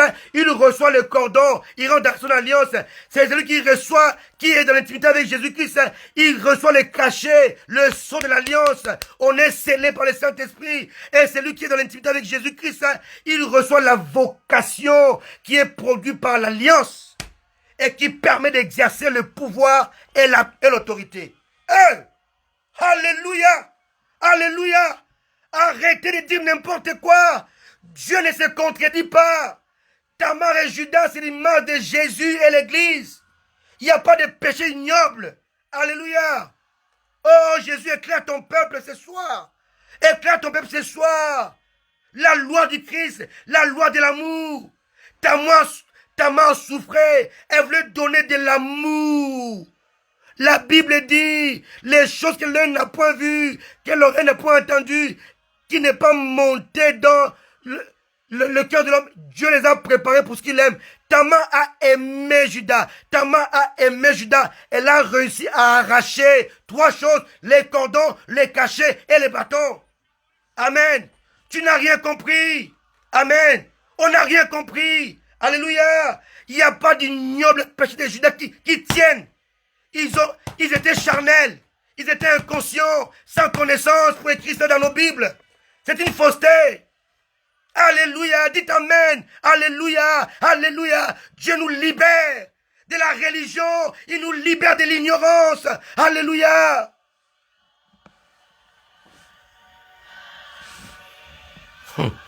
La loi du Christ. Ah, alléluia. Bien-aimé, je ne peux pas continuer ça avec Tamar, là, c'est tellement profond. Prenons un autre exemple qui est aussi mal compris par les chrétiens, par certains chrétiens. L'exemple de Jacob. Alléluia. Quand tu écoutes les autres chrétiens parler de Jacob, on dit, attends, allons-y voir. Genèse 27. Vous allez voir les titres. Genèse 27. Les titres, vol de la bénédiction. Bien-aimé, Dieu ne peut pas récompenser un voleur. Alléluia. Vol de la bénédiction. Mais c'est faux. Jacob n'a rien volé. Dieu parle de Jacob avant sa naissance. Dieu dit que le plus jeune, le plus âgé sera assujetti au plus jeune. Dieu a parlé de Jacob avant sa naissance. Dieu a parlé de ces scènes-là avant que les enfants ne naissent. Il n'a rien volé. Il a pris ce que Dieu lui avait promis. Alléluia. Vos Bibles ont été commentées par des religieux qui n'ont pas la révélation de la parole de Dieu. Il n'y a pas de vols qui tiennent.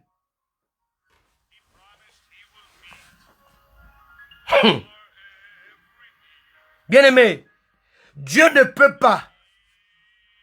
peut jamais bénir un voleur et un menteur de surcroît. Jacob a menti, il a volé, il n'a rien menti, il n'a rien volé. Alléluia. Il a acheté le droit de naissance. Or, le droit de naissance fait de lui aussi Ésaü. Il n'a pas menti. Quand il dit je suis Ésaü, il n'a pas menti. Il était Ésaü quand il a acheté le droit de naissance. Amen. Et dans cette histoire, nous voyons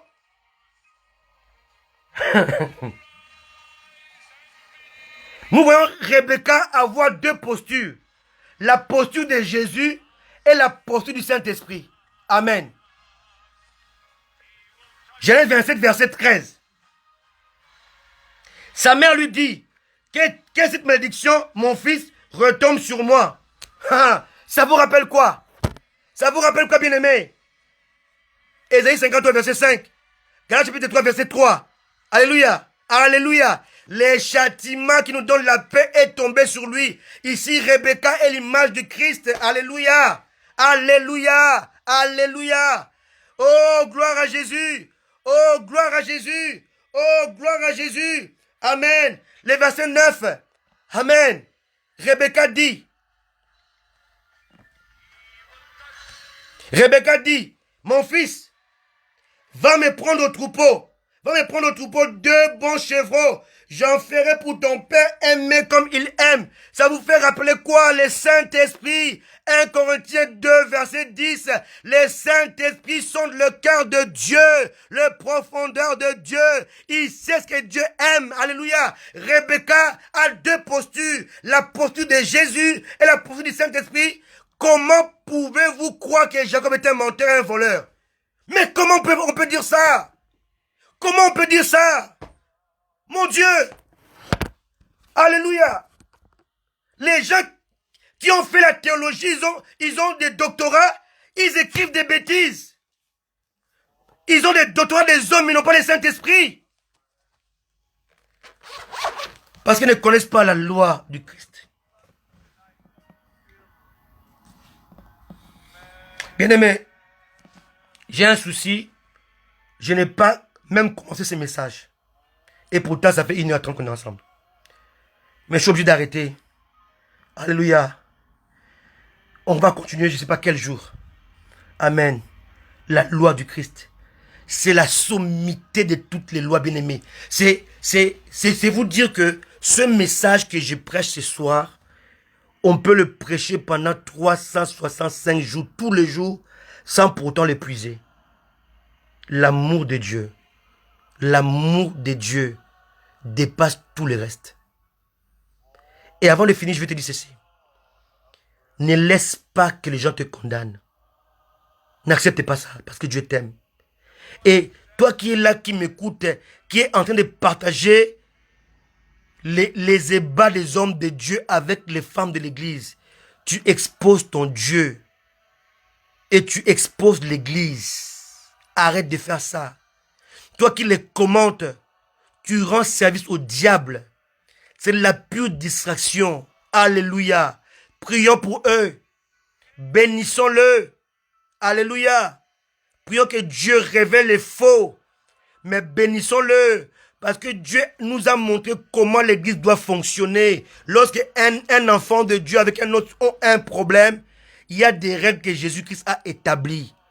Il faut le faire dans le secret. Dans le cadre de l'église. Le monde ne peut pas nous juger. On ne peut pas accepter cela. Qu'un homme de Dieu soit jugé par les hommes du monde. C'est une honte. La Bible dit. Alléluia. C'est la honte. Paul le dit. Alléluia. On ne peut pas se réjouir. Amen. Le pasteur a fait ceci. On doit l'arrêter, bien-aimé. Tu exposes ton Dieu. Vous savez combien d'hommes vont mourir? Combien d'hommes vont se perdre dans ces histoires qui se passent au Congo? Alléluia. Et que vous partagez? Êtes-vous des païens ou des chrétiens? Tu exposes la souffrance de l'église. Tu exposes Jésus. Tu exposes son épouse. Alléluia. Les païens se moquent de nous. Amen. On doit se lever comme un seul homme. Pas pour défendre le pasteur qui a fauté, mais pour défendre l'honneur de Jésus qui est souillé. Amen. Alléluia. Alléluia. Alléluia. 1 Corinthiens 6 nous dit qu'on n'a pas honte. Quand on a des différends entre nous les chrétiens, ce sont les païens qui n'ont pas Dieu qui vient devenir nos juges. Alléluia. Que Dieu nous bénisse. Alléluia. Que Dieu nous bénisse. Cessons d'exposer Christ. Cessons d'exposer sa nudité. Alléluia. Il est temps que l'Église se réveille. Amen. Il est temps de pratiquer et de comprendre les teneurs de la loi du Christ. Elle est basée sur l'amour. Il est basé sur l'amour qui produit la compassion, la passion et la miséricorde. Que Dieu vous bénisse. Avant de finir, je veux que tous ensemble, là où tu es, on va prier pour l'Église. Oui, oui, élu, oui, ma chérie. C'est une défaite morale, une honte pour l'Église. Alléluia. Alléluia. Alléluia. Faisons un bloc contre le monde des ténèbres. Alléluia. Satan profite de cela pour nous déstabiliser. Mettons-nous en bloc. Là où tu es, tu pries. Que Dieu puisse stopper cette histoire. Ces histoires. Des chantres qui se masturbent. Des chantres qui couchent avec des femmes. Des chantres qui tapent la femme enceinte. Des pasteurs qui font les avortements. Ça ne donne pas gloire à Dieu. Amen. Alléluia. On doit pleurer. On doit se lamenter. On doit se mettre à genoux, crier à Dieu. Amen. Le monde nous combat. Cessons de nous combattre les uns les autres. Alléluia. Alléluia. Dieu ne te voit pas. Il te voit au travers du Christ. Vois ces pasteurs, vois ces jeunes sœurs qui sont allées vers des pasteurs parce qu'elles ont été mal enseignées. Mal enseignées. Les bases étaient mauvaises. Dans notre époque, dans les années 80, ces choses n'arrivaient pas parce qu'on était bien enseignés. Amen. Alléluia. Alléluia. Il est temps que l'Église soit enseignée. Que Dieu vous bénisse. Amen. Merci pour tout ce qui était là. Merci de m'avoir supporté parce que c'est le premier live où j'ai été très long. Et je ne suis qu'à l'introduction, bien aimé. Pardonnez-moi. Mais j'espère que vous avez été bénis. Amen. Et avant de partir, j'aimerais que nous puissions encore chanter ces chants de mon Seigneur. J'aurai la grâce. Amen. Et je vous retrouve dimanche prochain. Si Dieu le veut, on va encore le continuer ce message parce qu'il est long. Amen. Je vous demande pardon pour la longueur. Amen. On se voit dimanche prochain. Soyez bénis. Je vous aime. Merci à tous. Merci à mon épouse chérie d'être là. Merci à mon fils chef depuis Kinshasa, docteur. Merci à ma bien-aimée Christine Shembo Simba, que j'aime dans le Seigneur. Alléluia. Merci à son mari, mon frère d'armes, Justin Simba, depuis Paris. Merci à ma bien-aimée professeure Huguette Zoa, professeur de français. Je te salue. Merci à Pacheline Bombo. Sois béni. Merci à mon bien-aimé que j'aime dans le Seigneur, Merveille Maniang, qui ne manque jamais mes lives. Alléluia. À ma fille Mika Lord depuis Paris. Alléluia. À Noëlla Ben Bouyamba depuis l'Afrique du Sud, de ma fille. La femme de mon fils, l'apôtre Marcel. Merci à toi, l'apôtre Patrick, depuis les États-Unis. Alléluia. Merci à mon fils Blaise depuis Paris. Alléluia. Soyez bénis. Merci à mon frère, le futur président de la Côte d'Ivoire, Honoré Jean Daoué. Sois béni, mon frère et ami. On est ensemble. On sera là cette année en Côte d'Ivoire pour célébrer ton élection. Alléluia, je le crois. Amen. Merci à mon petit frère Jérine Tima, Waku. Mon petit frère propre. Alléluia, qui est en Belgique. Je te bénis. Merci à mon ami le pasteur Wellington, depuis Paris. Sois béni, bien-aimé, je t'aime dans le Seigneur, je t'aime beaucoup. Alléluia. Et merci à tous qui étaient là, mais que je ne peux plus voir, parce qu'ils sont partis. À l'apôtre Second, depuis le nord de l'Europe, la Suède, qui était là aussi. Soyez tous bénis, je vous aime, à très bientôt. De mon Jésus.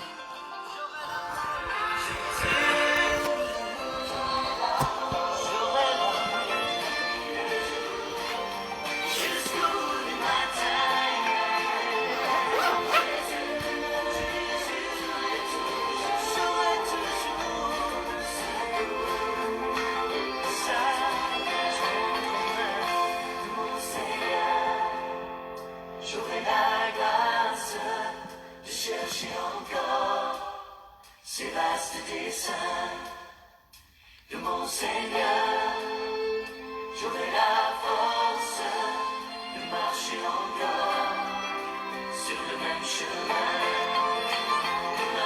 Oui, chérie, on brise les hôtels sans amour, ça ne se fait pas. Alléluia, soyez bénis. Sois bénie, ma chérie. On est ensemble.